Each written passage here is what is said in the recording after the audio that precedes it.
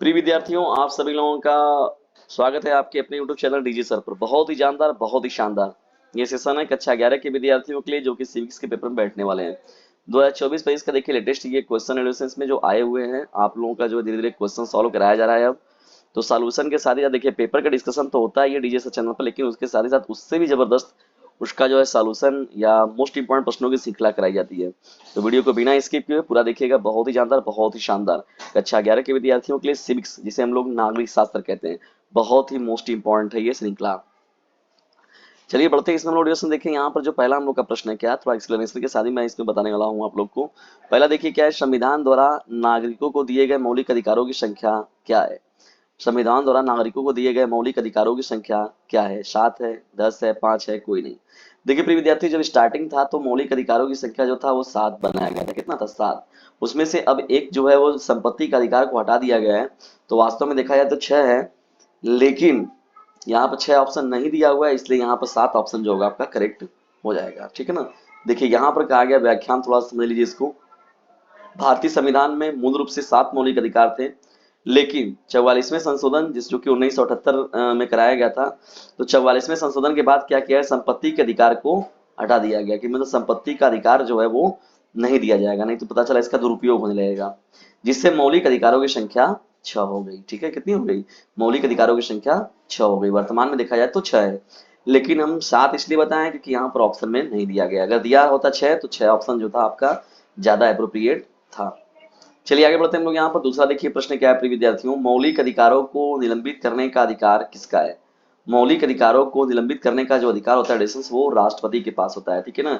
जब आपातकाल लगता है तो उस परिस्थिति में क्या होता है, देखिए डिस्टेंस जो मौलिक अधिकार दिए गए, 6 मौलिक अधिकार जो दिए गए, तो वो 6 मौलिक अधिकार जो होते हैं वो पूरी तरीके से आपका रद्द कर दिया जाता है। ठीक है।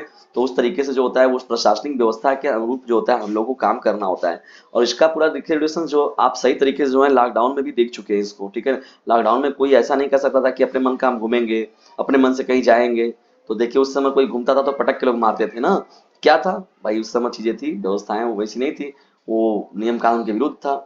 देखिए व्याख्यान में अगर देखा जाए तो राष्ट्रीय आपातकाल के दौरान ड्यूरेशन जो है राष्ट्रपति के पास नागरिकों के मौलिक अधिकारों को निलंबित करने का अधिकार होता है। मौलिक अधिकारों को क्या करने का, निलंबित करने का अधिकार होता है, सिवाय अनुच्छेद 20 और 21 के तहत दिए गए अधिकारों के। यानी अनुच्छेद 20 और 21 में जो अधिकार दिया गया है उसको छोड़ के जो एडिशंस और सभी जो अधिकार हैं उनको रद्द करने का अधिकार होता है। चलिए यहाँ पर बढ़ते हैं हम लोग मोस्ट इंपॉर्टेंट प्रश्नों की श्रृंखला में तीसरे प्रश्न की ओर। और बहुत ही जानदार, बहुत ही शानदार क्वेश्चंस और बहुत सारे प्रश्नों की श्रृंखला मैं यहाँ पर आप लोग को सॉल्व करा रहा हूँ, तो वीडियो को बिना स्किप किए पूरा देखिएगा, बहुत ही जानदार सेशन है। इनमें से कौन सा कार्य चुनाव आयोग द्वारा नहीं कराया जाता है। मतदाता सूची तैयार करना, उम्मीदवारों का नामांकन, मतदान केंद्र स्थापित करना, आचार संहिता लागू करना। तो प्रिय विद्यार्थियों तीसरे का विकल्प नंबर बी जो होगा करेक्ट हो जाएगा। उम्मीदवारों का नामांकन करने का जो काम होता है वो जो होता है डिविजन, वो चुनाव आयोग का काम नहीं होता है। ठीक है ना। तो देखिए यहाँ पर चुनाव आयोग की देख रेख करता है, लेकिन उम्मीदवारों का नामांकन जो होता है राजनीतिक दलों या व्यक्तियों द्वारा किया जाता है। मतलब जो भी राजनीतिक दल होते हैं वो अब जाते हैं अपना नामांकन करते हैं, अपनी पार्टियों के प्रमुख व्यक्तियों को लेकर जाकर वो करते हैं इस चीज को। चलिए चौथे प्रश्न की ओर बढ़ते हैं हम लोग। इनमें से कौन सी परिस्थिति प्रत्यक्ष लोकतंत्र के सबसे करीब है। ठीक है ना। पारिवारिक बैठक में चर्चा, कक्षा मॉनिटरिंग का चयन, राजनीतिक पार्टी द्वारा उम्मीदवार का चयन, मीडिया द्वारा आयोजित जनमत संग्रह। देखिए यहाँ पर विकल्प नंबर ए भी बहुत जगह पर आप लोग को शो किया हुआ है, लेकिन यहाँ पर देखिए जो आपका यहाँ पर डी दिख रहा है प्रश्न सेशन में, मीडिया द्वारा आयोजित जनमत संग्रह। ठीक है ना। लोकतंत्र का सबसे करीब है, तो देखिए मुख्य रूप से देखा जाए तो यहाँ पर पारिवारिक बैठक में चर्चा ये जो है मुझे ज्यादा अप्रोप्रिएट लग रहा है, क्योंकि ये लोकतंत्र के ज्यादा करीब है डिविजन्स। लेकिन यहाँ पर प्रत्यक्ष लोकतंत्र वह प्रणाली जिसमें नागरिक सीधे निर्णय लेने में भाग लेते हैं, जैसे जनमत संग्रह। तो देखिए जनमत संग्रह शब्द शामिल होने की वजह से क्या होगा, ये प्रश्न आपका राइट हो जाएगा। ठीक है। वे विद्यार्थियों वीडियो को स्किप किए हुए, बिना स्किप किए पूरा देखना है आप लोगों को, और जबरदस्त लगेगा सेशन तो डिस्टेंस से अपने क्लासमेट पर भी शेयर जरूर कर दीजिएगा, क्योंकि डीजी सर का कहना है पढ़ने के साथ ही साथ इसे अपने क्लासमेट पर भी शेयर करते रहना है। और एक चीज तो आप लोग जानते हैं कि sharing is the best way of learning. तो कोई भी मोस्ट इंपॉर्टेंट चीज अगर आप लोग को मिलती है तो उसका खुद भी लाभ उठाइए और दूसरों को भी उससे लाभान्वित जरूर कीजिए। किसके प्रति केंद्रीय मंत्रियों के सदस्य सामूहिक रूप से उत्तरदायी होते हैं। किसके प्रति केंद्रीय मंत्रियों के सदस्य जो होते हैं सामूहिक रूप से उत्तरदायी होते हैं। तो देखिए विकल्प नंबर बी जो होगा आपका करेक्ट हो जाएगा, लोकसभा। तो पांचवें का विकल्प नंबर बी जो होगा आपका करेक्ट हो जाएगा। देखिए भारत में केंद्रीय मंत्रियों को लोकसभा के प्रति सामूहिक रूप से उत्तरदायी होना पड़ता है। ठीक है ना। वे तब तक पद पर रहते हैं जब तक उन्हें लोकसभा का विश्वास प्राप्त होता है। ठीक है, जब ये विश्वास अविश्वास में बदल जाता है तो फिर चीजें समाप्त हो जाती हैं। चलिए आगे बढ़ते हैं हम लोग डिस्कशन। यहाँ पर देखते हैं प्रश्न संख्या 6 को। देखिए छठवां हम लोग का प्रश्न क्या है, संसदीय प्रणाली में असली शक्ति किसके पास होती है। विकल्प नंबर ए दिया गया राष्ट्रपति और संसद, बी दिया गया संसद और प्रधानमंत्री, सी दिया गया मंत्रिपरिषद और प्रधानमंत्री, और डी दिया गया राष्ट्रपति और प्रधानमंत्री। तो प्रिय विद्यार्थियों देखिए, मंत्रिपरिषद और प्रधानमंत्री जो होते हैं, यानी प्रधानमंत्री तो मुखिया होता है मुख्य रूप से, अगर देखा जाए गृह मंत्री हो गए, रक्षा मंत्री हो गए ना, शिक्षा मंत्री हो गए, तो मतलब सभी मंत्रियों को मिला के जो व्यवस्थाएं बनाई जाती है उसको हम लोग बोलते हैं मंत्री परिषद। ठीक है, तो उसमें महत्वपूर्ण व्यक्ति होता है प्रधानमंत्री, जो होता है नायक के रूप में उस अपने परिषद को लेकर आगे बढ़ाते हैं वो। ठीक है ना, तो भारत की संसदीय प्रणाली में असली कार्यकारी जो शक्ति होता है वो प्रधानमंत्री और मंत्री परिषद के पास होता है। ठीक है, क्योंकि हम लोग क्या देखें, यहाँ पर संसदीय प्रणाली व्यवस्था है, उसमें जो है प्रधानमंत्री को जो है विशेष स्थान दिया गया है। ठीक है ना, सातवें प्रश्न की ओर बढ़ते हैं। भारत के कार्यपालिका में पॉकेट वीटो किसके पास है। पॉकेट वीटो के बारे में बात करें तो देखिए यहाँ पर जो है ये विकल्प नंबर बी आपका करेक्ट हो जाएगा, यानी पॉकेट वीटो जो है वो राष्ट्रपति को दिया गया है। किसको दिया गया है, राष्ट्रपति के पास जो होता है पॉकेट वीटो का अधिकार है, यानी राष्ट्रपति के पास है पॉकेट वीटो का अधिकार होता है। जिससे होता क्या है, वह बिल पर कार्यवाही नहीं करते, जिससे वह बिल पर कार्यवाही नहीं करते, जिससे वह बिल बिना अस्वीकृति के स्थायी रूप से लंबित रहता है। वो बिल क्या होता है, बिना अस्वीकृति के स्थायी रूप से लंबित रहता है। ठीक है, तो ये पॉकेट वीटो का अधिकार किसके पास है, राष्ट्रपति के पास है। बढ़ते हम लोग आठवें प्रश्न की ओर। लोकसभा और राज्यसभा के संयुक्त सत्र की अध्यक्षता कौन करता है। लोकसभा और राज्यसभा के संयुक्त सत्र की अध्यक्षता कौन करता है, राष्ट्रपति, प्रधानमंत्री, उपराष्ट्रपति, लोकसभा अध्यक्ष। तो देखिए यहाँ पर विकल्प नंबर डी जो होगा करेक्ट हो जाएगा। लोकसभा अध्यक्ष जो होता है वही क्या करता है, लोकसभा और राज्यसभा के संयुक्त सत्र की अध्यक्षता करता है। जब दोनों सदनों का संयुक्त सत्र बुलाया जाता है प्रिय विद्यार्थियों, तो यहाँ पर क्या होता है, इसकी अध्यक्षता जो होते हैं वो लोकसभा अध्यक्ष करते हैं, लोकसभा स्पीकर जो होते हैं वो करते हैं। चलिए बढ़ते हैं लोग यहाँ पर फटाफट अपने नेक्स्ट प्रश्न की ओर। नवा प्रश्न देखिए क्या है, पंचायती राज प्रणाली में समानता किस संविधान संशोधन द्वारा लाया गया था। देखिए समानता जो है वो था 73वें संविधान संशोधन के तहत लिया गया था। तो यहाँ पर देखिए 9वें का विकल्प नंबर बी जो होगा आपका करेक्ट हो जाएगा ना। पंचायती राज व्यवस्था में जो है मुख्य रूप से, यानी 73वां संविधान संशोधन जब किया गया था सन 1992 में, तो पंचायतों को संवैधानिक दर्जा प्रदान किया गया था। कैसा दर्जा प्रदान किया गया, संवैधानिक। और पंचायती राज संस्थाओं के लिए एक समान संरचना स्थापित करना करता है ये। ठीक है ना, तो पंचायती राज व्यवस्थाएं जो मुख्य रूप से देखा जाए तो स्थानीय शासन की बात करता है ये। ठीक है ना, तो ये इंपॉर्टेंट रहेगा आपका। पीके युगान समिति ने स्थानीय सरकारों के निकायों को संवैधानिक दर्जा देने की सिफारिश किस वर्ष की थी। तो यहाँ पर देखिए ये हुआ था सन 1989 में, यानी 10वें का विकल्प नंबर बी जो होगा आपका करेक्ट हो जाएगा।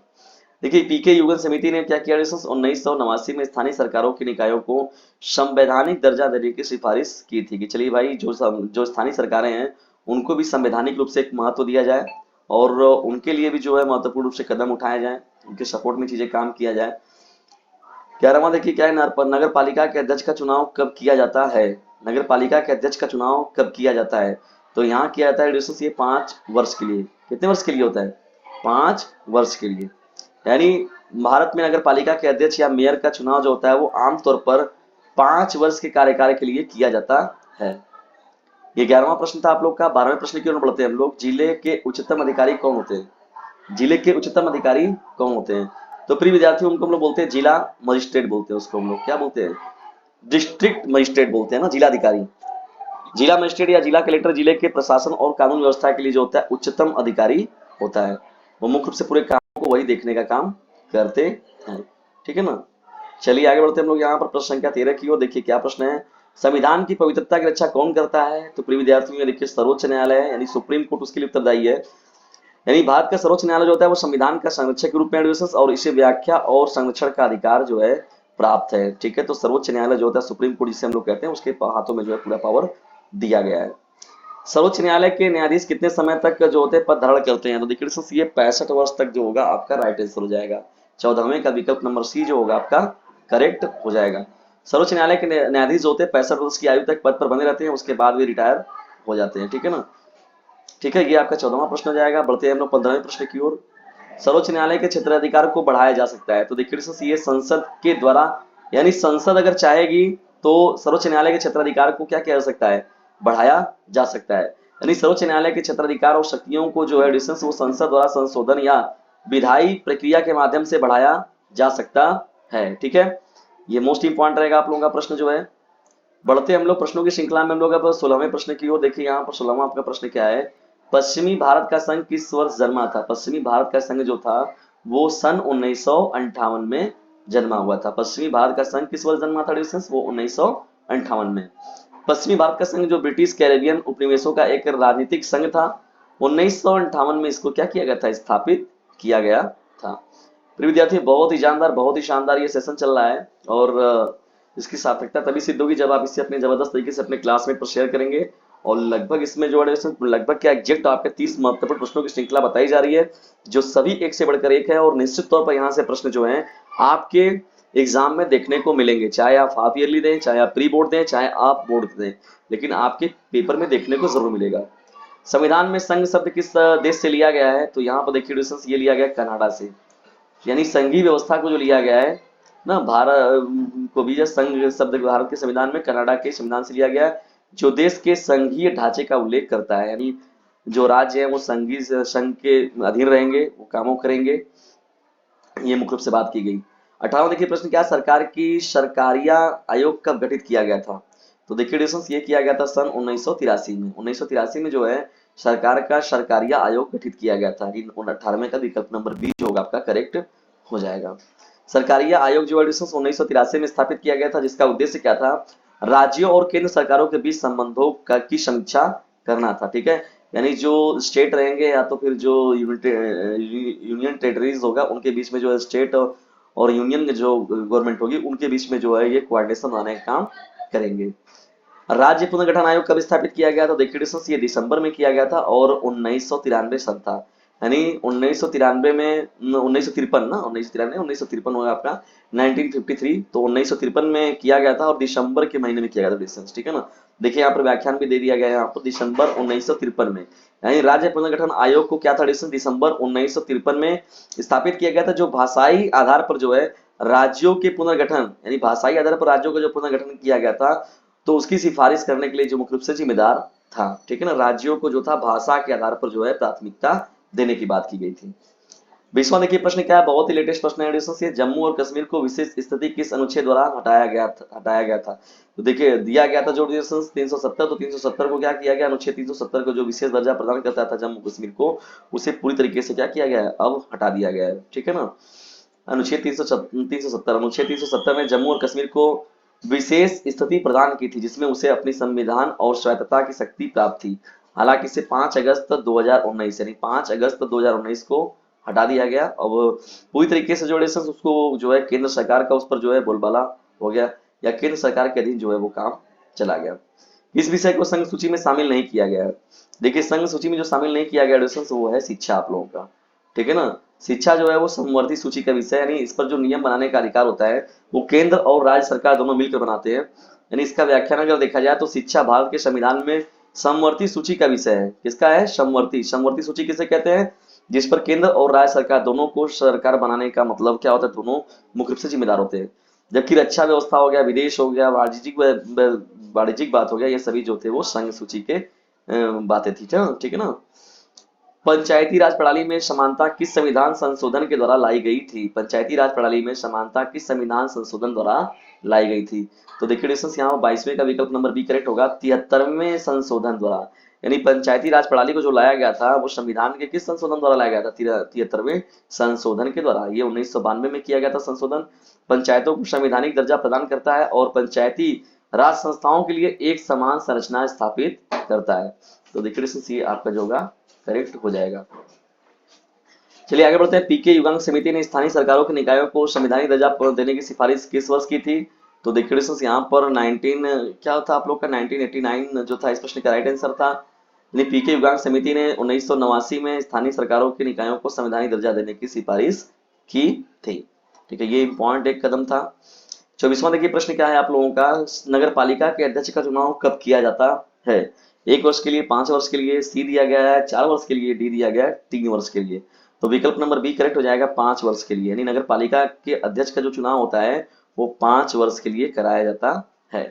नहीं, भारत में नगर पालिका के अध्यक्ष या मेयर जिसे कहते हैं, मेयर का चुनाव आमतौर पर 5 वर्ष के कार्यकाल के लिए किया जाता है। ठीक है। जिले के उच्चतम अधिकारी कौन होते हैं? तो प्रिय विद्यार्थियों, ये जो होते हैं वो जिला मजिस्ट्रेट होते हैं ना, जिसे हम लोग डीएम बोलते हैं ना, डिस्ट्रिक्ट मजिस्ट्रेट। तो वो मुख्य रूप से जो होते हैं, जिला जो होता है पूरा उनके कंट्रोल में होता है। जिला मजिस्ट्रेट या जिला कलेक्टर इसे बोलते हैं। जिले के प्रशासन और कानून व्यवस्था के लिए जो होता है वो सबसे उच्चतम अधिकारी जो होता है वो डीएम ही होता है। ठीक है ना। चलिए 26वें प्रश्न की ओर बढ़ते हैं। संविधान की पवित्रता की रक्षा कौन करता है? तो ये करता है सर्वोच्च न्यायालय। ठीक है ना। संविधान जो है, संविधान का प्रहरी कौन है? वो सुप्रीम कोर्ट है। ठीक है, ये व्यवस्था दी गई। 73वें और 74वें संविधान संशोधन किससे संबंधित है? तो ये था स्थानीय संस्थाओं से। ठीक है ना। पंचायती राज व्यवस्था में जो स्थानीय संस्थाओं को जो है कि उनके हित में बात किया गया, उनको व्यवस्थाओं देने को। तो 73वां संविधान संशोधन पंचायतों और 74वां संविधान संशोधन नगर पालिकाओं के लिए स्थानीय स्वशासन की स्थापना के लिए था। ठीक है। यहाँ पर देखिए 73वें 74वें में, तो यहाँ पर देखिए 1992 जो होगा इस प्रश्न का राइट आंसर हो जाएगा। संशोधन कब पास किया गया था? तो इसको देखिए कई बार मैंने बताया आप लोग को, 1992 में। 42वें संविधान संशोधन को सबसे विवादास्पद संशोधन क्यों माना जाता है? तो यह संशोधन राष्ट्रीय आपातकाल के दौरान लगाया गया था, इसलिए इसको जो विवादास्पद जो है संशोधन मानते हैं। तो 29वें का विकल्प नंबर ए जो होगा आपका करेक्ट हो जाएगा। ठीक है ना। 29वें का विकल्प नंबर ए। इसे कई प्रावधानों ने मतलब क्या किया, सत्ता के केंद्रीकरण और नागरिक अधिकारों की हनन के रूप में माना, जिससे यह क्या हो गया, विवादास्पद हो गया था, विवाद का कारण बन गया था ये। भारतीय संविधान कब लागू हुआ था? तो देखिए 26 जनवरी 1950 को ये लागू हुआ था डिस्टेंस। ठीक है ना। यानी भारतीय संविधान को 26 जनवरी 1950 को जो है सभी लोगों पर समान रूप से जो है इसको लागू कर दिया गया था, और जिससे भारत का एक गणतंत्र बना, और इस दिन को हर वर्ष गणतंत्र दिवस के रूप में मनाया जाता है। 26 जनवरी 26 नवंबर 1949 को तैयार हो गया था। ये पूरे कंट्री पर जो है 26 जनवरी 1950 से लागू कर दिया गया। तो प्रिय विद्यार्थियों, ये था आपके लिए मोस्ट इंपॉर्टेंट नागरिक शास्त्र कक्षा 11 के विद्यार्थियों के लिए 30 महत्वपूर्ण प्रश्नों की श्रृंखला। ये महत्वपूर्ण प्रश्नों की श्रृंखला आप लोग कैसी लगी कमेंट बॉक्स में जरूर बताइएगा, और यदि वीडियो थोड़ा सा भी हेल्पफुल लगा हो तो इसे अपने क्लासमेट पर शेयर जरूर कीजिएगा। डीजे सर क्या कहना है, पढ़ने के साथ ही साथ इसे अपने क्लासमेट पर शेयर करते रहना है। तो जो भी मोस्ट इंपॉर्टेंट सेशन आपको मिले तो उसे खुद भी लाभ उठाइए उसका, और दूसरों को भी उससे लाभान्वित कीजिए, और इसे अपने क्लासमेट पर शेयर जरूर कीजिएगा। वीडियो को अंत तक देखने के लिए आप सभी लोगों का हृदय गहराइयों से पूर्वक धन्यवाद। बहुत ही जानदार, बहुत ही शानदार ये सेशन था, और निश्चित तौर पर प्रिय विद्यार्थियों आप लोगों को पसंद जरूर आया होगा।